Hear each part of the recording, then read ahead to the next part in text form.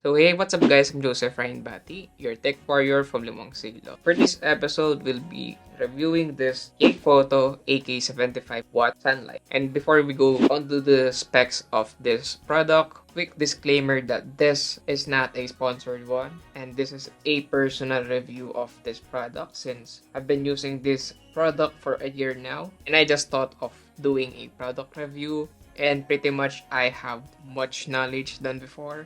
And yeah, the confidence to do this. By the way, you can get this one on Bison Marketing. The link is in the description box below here.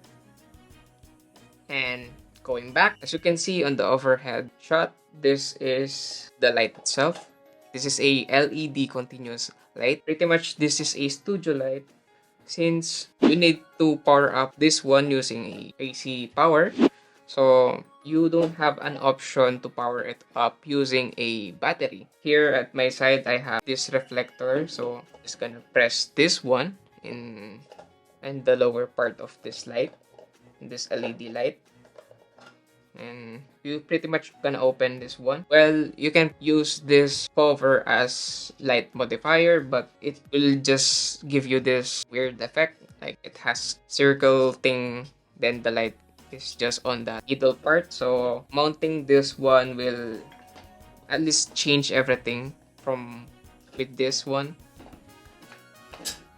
So I just did a quick test after this initial take, and well, yeah, turns out it's not recommended and it should not be used as light modifier since it might melt your cover. And yeah, and pretty much you can mount any light modifier starting from diffuser like softbox and other light modifier. Not really sure about those light modifier, but I always see those light modifiers on other studios and from other photographers. By the way, this Yakephoto AK-75 or Yakephoto in general, they do have this remote and you can basically control the intensity of your light using this remote. Of course, this remote doesn't come with battery, so you'd be needing to power it with a AA, AAA batteries, and you're good to go. Now, without further ado, let us mount this one on a light stand and let's turn it on, shall we? As you can see at the back part of this light, it has a controller that can go clockwise to counterclockwise. I'm not sure about the design, why it just goes round and round and round and round. But yeah, it pretty much can light it up from 10% to 100%. And fortunately, it doesn't have the option to go from 0 to 100. But it's not really a big deal. It's still a good thing. Now here, there is a screen. This is not the touch screen. At the top part, you'll see the intensity of light. As of now, it's on a 10%, going 15, 20, 25 until it reach 100, which is the maximum intensity of this lighting. And then the next one in the screen is the white balance or the color temperature of this light, which is only fixed at 5700. Or simply, as you can see on the name of this LED light, it has this word sunlight, and in color temperature presets, 5700 is dubbed as daylight or sunlight. And this is just the right color temperature that you want to begin with. And yes, it is fixed. Then the bottom part is the channel and the groups. Basically, if you do have a lot of Yakephoto lights, then you can control it with this one. Just press it. One press will lead you on the group. The group is indicated with a letter from A to H, and then press it and hard press it will lead to the channel, which is from 1 to 8. And basically you do need to match this one on the remote. So in order for you to control this light via a remote, you need to change the settings of the group and channel. And so far, that's only it. And let's go at the other part of this LED light. Here at the bottom part is where you attach your LED light on your light stand. This one is where you can adjust this thing that will attach to your light stand.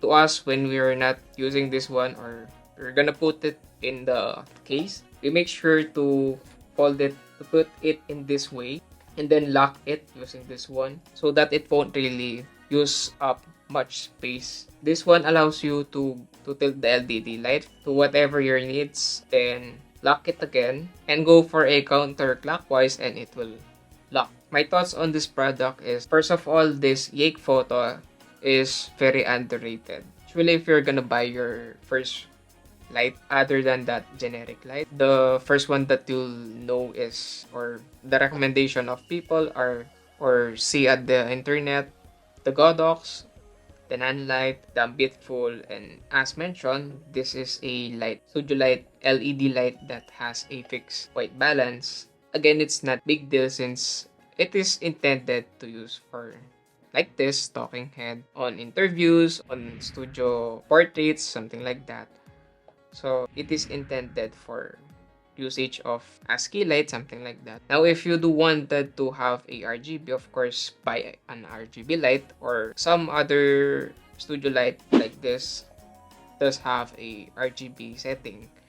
But again, yeah, just gonna buy those instead. And for the remote, we don't really use this one because we simply just do plug and play and that's it. Adjust the brightness and properly place it on your setup, then we're good to go. Though our entire setup is not a fixed one, especially this talking head, cameras, the mics, and the lights are not fixed in here.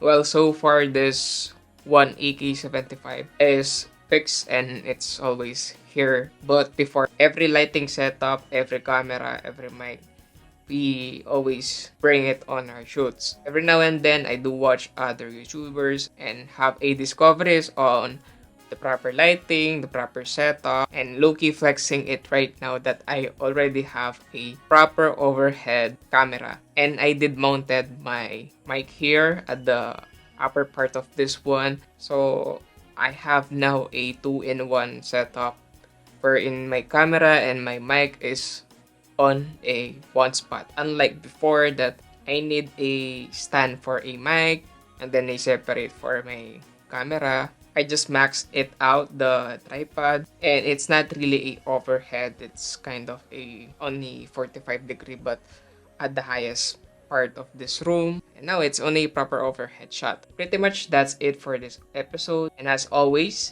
study, study, study, and learn from your mistakes. Maximize what you have, and see you the next episode of Samu-Rye Tech.